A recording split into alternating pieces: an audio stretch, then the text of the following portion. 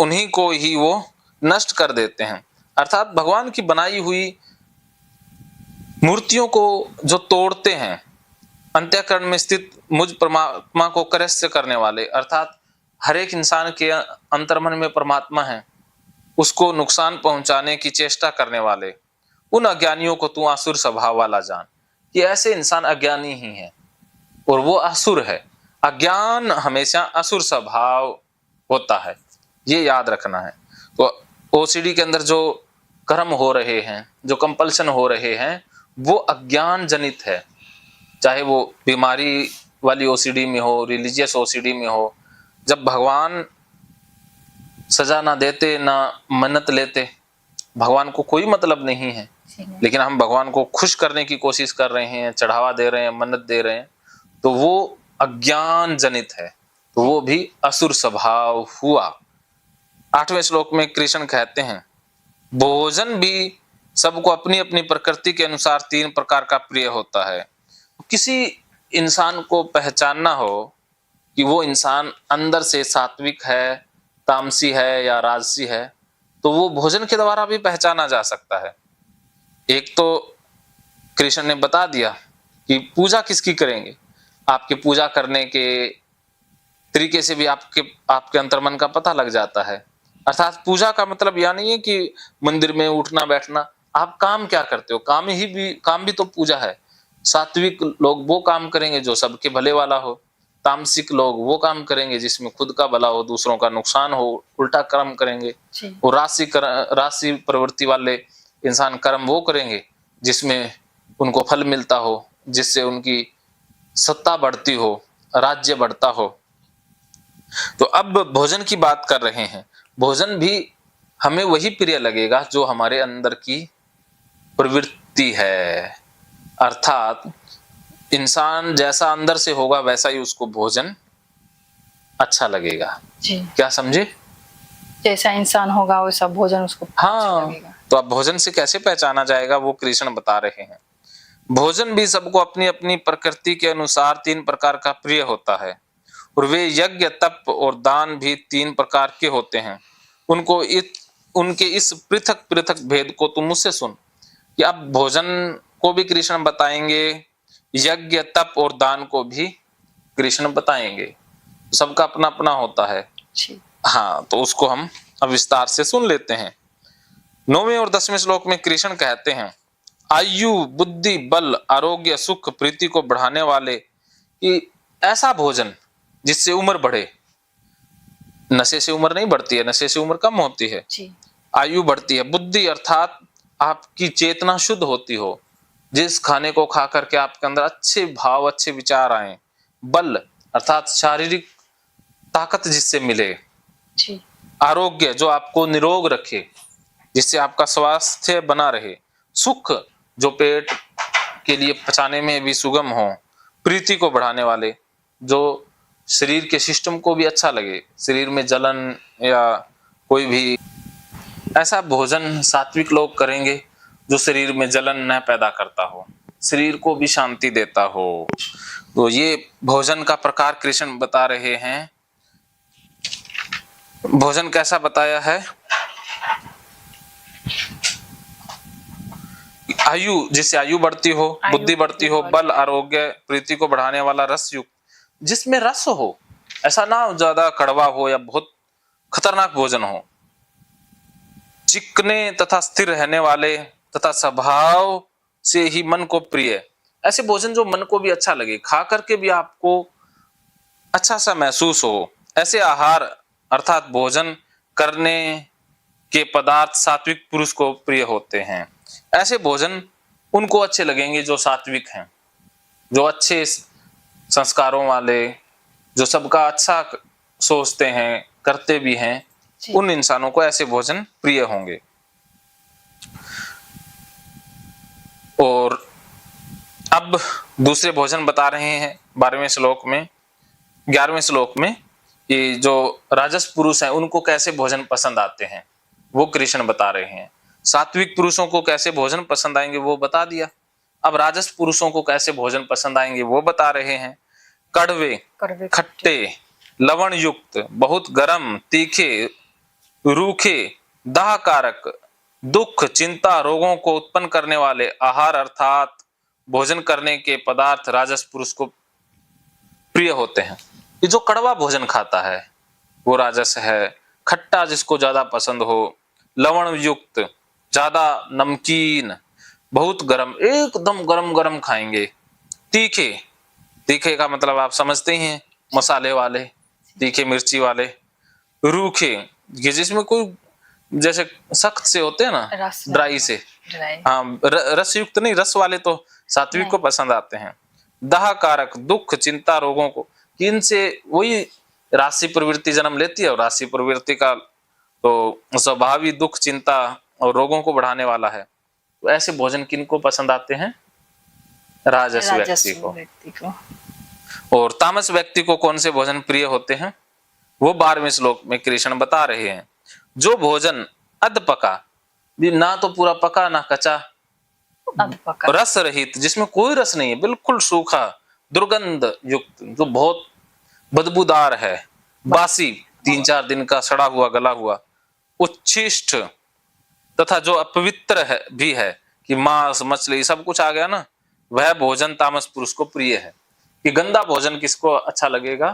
तामस पुरुष। हाँ, तामसी पुरुष को, जो सड़ा गला मांस खाते हैं, मारकर खाते हैं, बदबूदार खाते हैं, अधपका सा खाते हैं, रस जिसमें हो ही ना, सूखा सा हो, वैसा भोजन राक्षसों को पसंद आता है।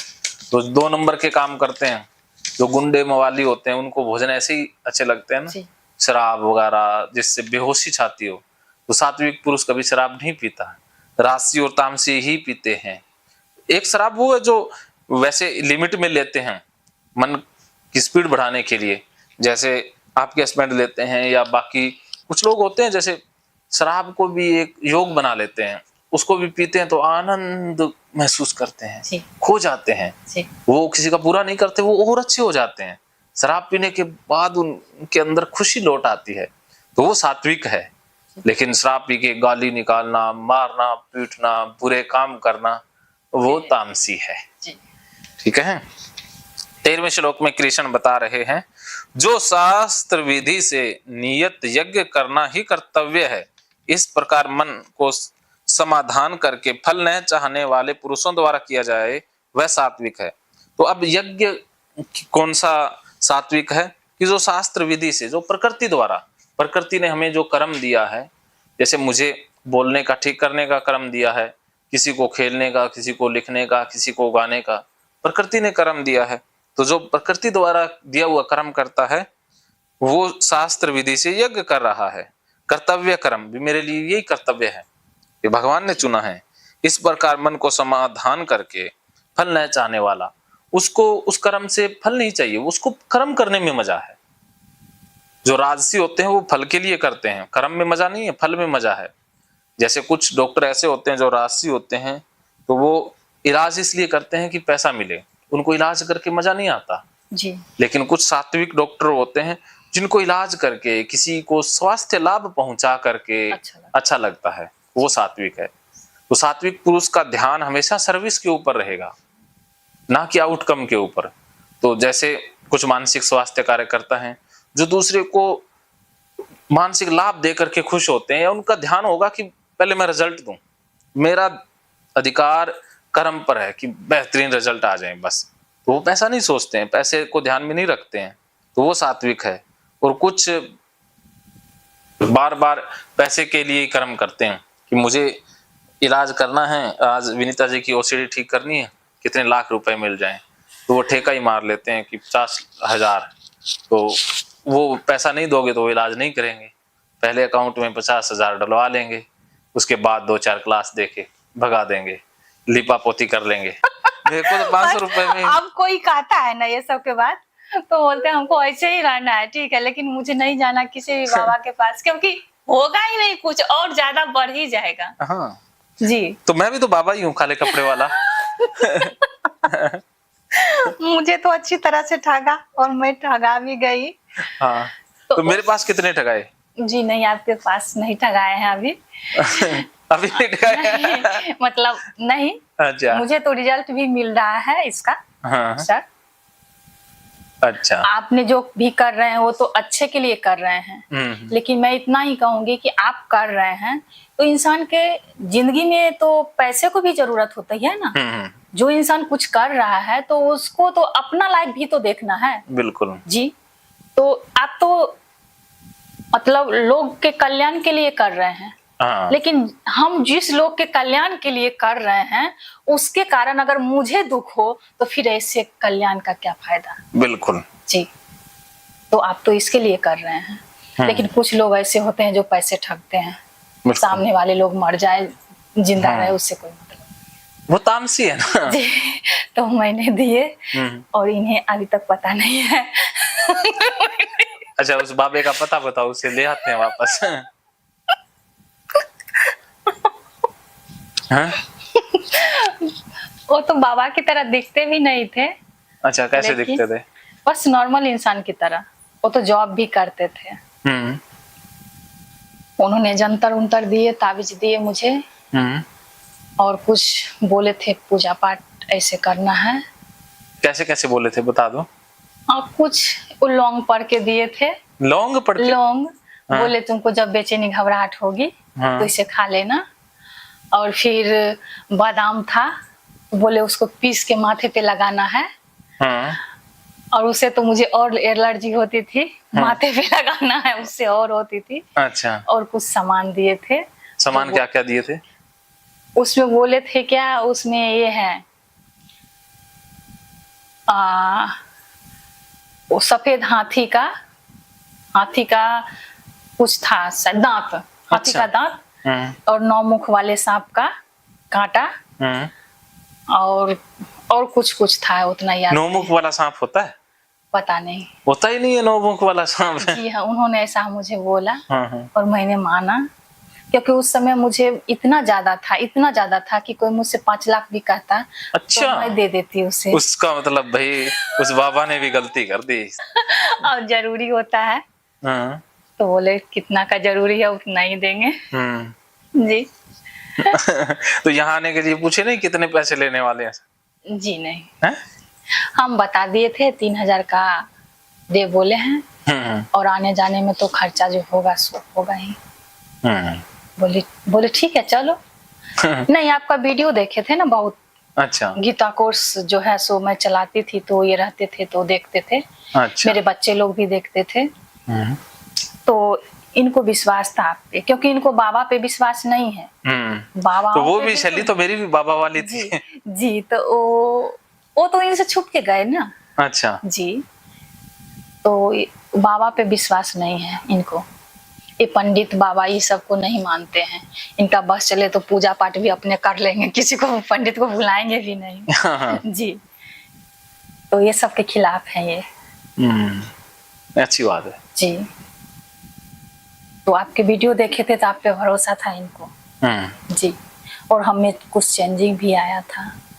अच्छा अच्छा। जी, तो उनको ऐसा लगा कि मैं वहां लेके जाती हूँ, इतना किया, चलो एक बार और सही। चलो बढ़िया है। चलो उनको भी, उनका विश्वास भी बना रहा और आपने उनके विश्वास को कायम रखा, ये भी बहुत अच्छी बात है। चलिए, तो हम बात कर रहे थे यज्ञ की, राक्षसी भोजन की। हाँ भोजन की बात हो गई थी। अब सात्विक यज्ञ की बात कर रहे थे कि सात्विक यज्ञ वो है कि बिना फल के लिए किया जाता है। जैसे जो डॉक्टर कर्म या इलाज करने पर ध्यान रखता है वो सात्विक डॉक्टर है। डॉक्टर भी 3 प्रकार के होते हैं, काउंसलर भी 3 प्रकार के होते हैं जी। एक राजसी, एक तामसी और एक सात्विक। तो काउंसलर या तामसी और सात्विक। तो डॉक्टर या काउंसलर चलो एक ही मान लेते हैं। तो जो डॉक्टर इलाज करते हैं कि सामने वाले को फायदा हो जाए, बस कर्म इसलिए करते हैं कि उनको फल नहीं चाहिए, बस उनका बेहतरीन सर्विस पर फोकस रहता है, तो वो डॉक्टर होते हैं सात्विक। और जो डॉक्टर पहले पैसा लेते हैं फिर सर्विस देते हैं, सर्विस भी कोई बढ़िया घटिया सी होती है लेकिन पैसा उसके एवज में बहुत ज्यादा ले लेते हैं, उनको ये कोई मतलब नहीं है कि सामने वाले को फायदा हुआ नुकसान हुआ, सामने वाला क्या उतना पैसा दे सकता है जितना तुम मांग रहे हो। वो सामने वाला चाहे अपनी जमीन बेचे चाहे घर बेचे, उनको तो अपने पैसे से मतलब है। तो वो होते हैं राजसी। और जो लूटते हैं, धोखा देते हैं, हथिया लेते हैं, वो जैसे सर्विस देनी नहीं है, पैसा अकाउंट में आ गया तो अब कुछ नहीं देना, डराना धमकाना, तो वो होते हैं तामसी। ठीक है, तो ये 3 प्रकार के डॉक्टर होते हैं। तो 3 प्रकार के यज्ञ, तो पहला यज्ञ हमने सात्विक जान लिया, और दूसरा बता रहे हैं कृष्ण 14वें श्लोक में, परंतु हे अर्जुन केवल दंभाचारण के लिए अर्थात फल को ही दृष्टि में रखकर जो यज्ञ किया जाता है उस यज्ञ को तू राजस जान। कि जो यज्ञ, जो काम, जो शुरुआत फल के लिए की जाती है, पहले फल फिर शुरुआत, पहले फल।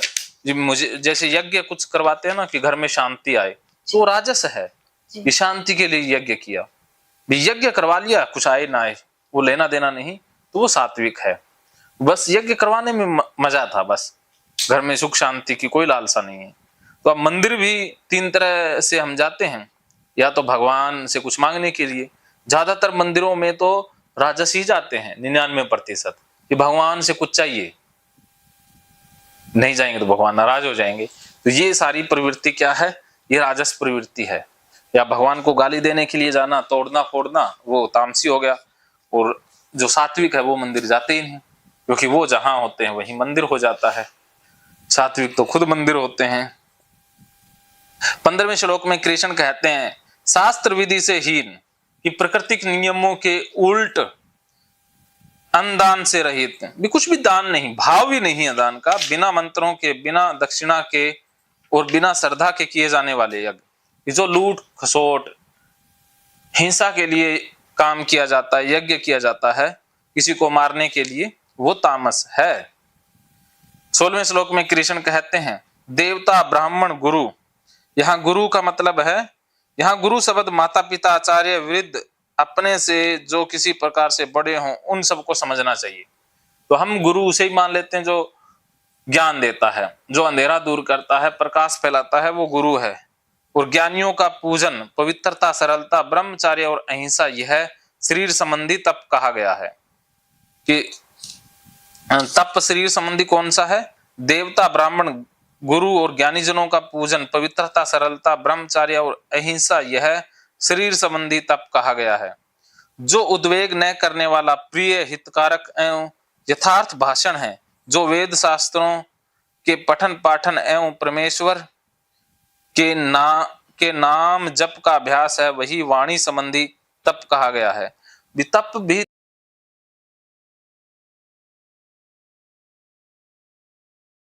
महकेंगे फिर से खुशियों के रंग भगवत गीता थेरेपी कोर्स के संग। इतिहास का पहला ऐप जो गीता के माध्यम से ओसीडी डिप्रेशन का इलाज आसान बनाएगा। ओसीडी डिप्रेशन का इलाज हुआ और भी आसान, और वो भी बिना दवाई, घर बैठे। किसी को बीमारी की चिंता है तो किसी को चिंता की बीमारी है। भगवत गीता ने लाखों करोड़ों का जीवन बदला है और आपका भी बदलेगा। गीता थेरेपी कोर्स में आपको मिलेगा सभी 11 प्रकार की ओसीडी का संपूर्ण इलाज, जैसे गंदगी का वहम, बार बार हाथ धोना, बार बार सफाई करना, बार बार लॉक दरवाजा चेक करना व अन्य सामान की चेकिंग बार बार करना, एक ही विचार बार बार आना, नुकसान व मरने मारने का विचार आना, HIV, rabies, cancer, heart attack का विचार आना, IBS और नींद न आने की समस्या का हल गीता कोर्स में मिलेगा। आत्महत्या वाले विचारों से मुक्ति भी गीता थेरेपी कोर्स से मिलेगी। राजेंद्र जोधपुरिया ऐप पर आपको ओसीडी से संबंधित राजेंद्र जोधपुरिया की किताब भगवत गीता के मनोवैज्ञानिक रहस्य और अन्य टिप्स पढ़ने को भी मिलेंगे। गीता है महान थेरेपी। गीता में CBT, हिप्नोथेरेपी, माइंडफुलनेस, ERP व अन्य बहुत सी साइकोथेरेपीज का समावेश मिलेगा। राजेंद्र जोधपुरिया ऐप एक, फायदे अनेक। आज ही प्ले स्टोर से डाउनलोड करें, लिंक डिस्क्रिप्शन में है। तो देर क्यों, अभी जाइए डिस्क्रिप्शन में और लिंक पर क्लिक करके प्ले स्टोर से अभी डाउनलोड कीजिए राजेंद्र जोधपुरिया ऐप और पाइए अपनी सभी समस्याओं का हल। मानो तो मौज है, वरना समस्या तो हर रोज है।